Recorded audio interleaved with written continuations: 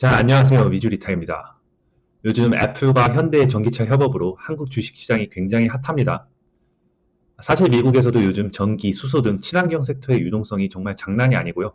이렇게 핫한 와중에 전기차 시장에 새로운 판도가 열릴 가능성을 애플이 폭발시키려고 하고 있죠. 애플이 얼마나 어떻게 따라서 이를 재밌게 풀기 위해 애플, 테슬라 대결 구도의 짧은 역사를 살펴볼 거고요. 향후 두 기업에 대해 어떤 방향성을 가지고 투자를 하면 좋을지 공부할 수 있는 자료들을 함께 알아보겠습니다. 자, 2020년 12월 말 일론 머스크가 의미심장한 트윗을 날리죠. 2017년에 테슬라가 모델 3 생산 공정에 차질을 빚게 되고 있었고 매년 연속 적자를 기록하며 위기를 겪던 시절 애플과 협업 투자 제안을 하기 위해 팀쿡과의 미팅을 시도하나 팀쿡이 미팅에 참여하지 않았다는 내용입니다. 테슬라를 애플의 현재 가치의 10분의 1에 팔 뻔했는데 안 팔길 정말 잘한 것 같다는 뉘앙스를 주는 트윗을 써서 화제였었어요. 저 같아도 회사가 어려워서 팔러 갔는데 팀쿡이 만약 나와주지 않았다면 그 사람에 대한 원망이 엄청 높아질 것 같은데 당시 미팅 자체가 결렬된 이유는 테슬라가 원하는 투자 협약과 애플이 원하는 인수합병의 갭 차이가 좁혀지지 않았기 때문이라는 것이 중론입니다. 애플과 테슬라 사이에 왜 이런 딜 자체가 제시되었는지 살펴보면서 애플의 전기차 개발 프로젝트에 대한 짧지만 강력한 테슬라와의 전쟁 같은 히스토리를 알아보도록 하겠습니다. 때는 바야흐로 2014년, 이때부터 애플은 전기차 개발에 착수하는 팀을 꾸리고 프로젝트를 진행했다고 알려져 있습니다. 프로젝트 타이탄이라 알려진 이 프로젝트는 대략 1000명의 연구 개발진이 참여했는데 재밌는 사실은 애플이 이 프로젝트를 위해 테슬라로부터 연구진, 엔지니어들을 지속적으로 빼내왔다는 것입니다. 2016년 1월 이에 대해 일론 머스크는 BBC에 인터뷰를 하면서 공개적으로 애플을 향해 누가 봐도 애플은 전기차를 만들고 있다.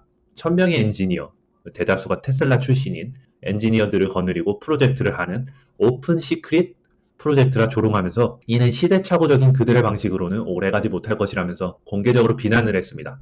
실제로 이 시기에 일론 머스크는 애플이 비공식적으로 테슬라의 엔지니어들을 빼가는 것에 분개하고 있었습니다만 이미 2015년 테슬라는 애플 출신 엔지니어들 150여 명을 테슬라로 영입하면서 인력 확보 전쟁을 하고 있었어요. 아니 두 기업이 비밀리에 뒤에서 진행하는 이 인력 확보 전쟁이 참 웃깁니다. 너도 뺏고 나도 뺏고 그러면서 남 욕하고 두 회사의 인력 확보 전쟁의 정점은 2018년에 애플의 전 직원이자 테슬라 모델 3 개발을 진두지휘했던 엔지니어 더그 필드 이 형을 다시 빼내온 사건입니다. 매우 예측하기 쉽게 애플의 이 같은 행보는 애플 전기차를 제작 개발하는데 초점을 두고 있다고 볼 수 있는 것이죠. 자, 그리고 2017년 애플과 테슬라의 암흑기를 살펴볼 건데요. 프로젝트 타이탄은 대규모 생산 공정 라인의 부재와 기술, 디자인 협업을 할 수 있는 파트너 회사 협업 계약을 체결하지 못했고 결국 전기차 공정은 중단되었다는 루머와 함께 수백 명의 프로젝트 관련 직원들이 해고되었다는 루머가 돌면서 사실상 프로젝트 타이탄은 중단되었다고 보여졌었습니다.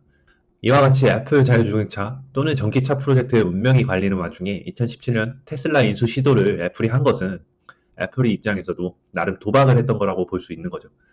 테슬라 역시 애플의 투자, 협업 딜이 반드시 필요한 만큼 적자에 시달리는 어두운 시기를 보내고 있었고요.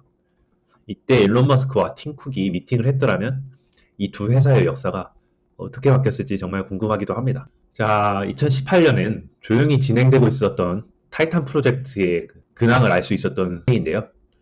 2018년 1월 애플의 타이탄 프로젝트가 여전히 진행 중이라는 증거가 포착됩니다. 애플이 캘리포니아 교통국에 27대의 자율주행 차량을 등록한 후 테스트를 진행한 사실이 알려진 것이죠.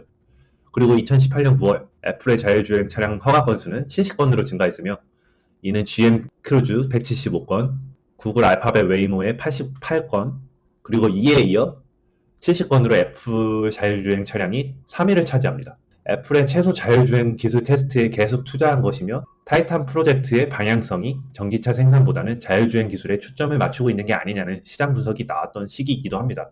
2020년 각자의 분야에서 한 단계 더욱 도약한 애플과 테슬라인데요. 전통적으로 애플은 아이폰, 맥북 라인, 아이패드, 애플워치 등 하드웨어 프로덕트의 매출이 큰 비중을 차지했었습니다. 그러나 코로나 사태를 기점으로 애플의 서비스 분야의 매출이 급속도로 증가하기 시작했고 서비스 분야의 성장을 바탕으로 헬스케어 분야, 애플 TV 같은 OTT 산업, 애플 뉴스와 뮤직 등 구독 서비스를 더욱 성장시켜 강력한 하드웨어 점유율을 바탕으로 생태계에 굳히게 들어간 상태였었습니다.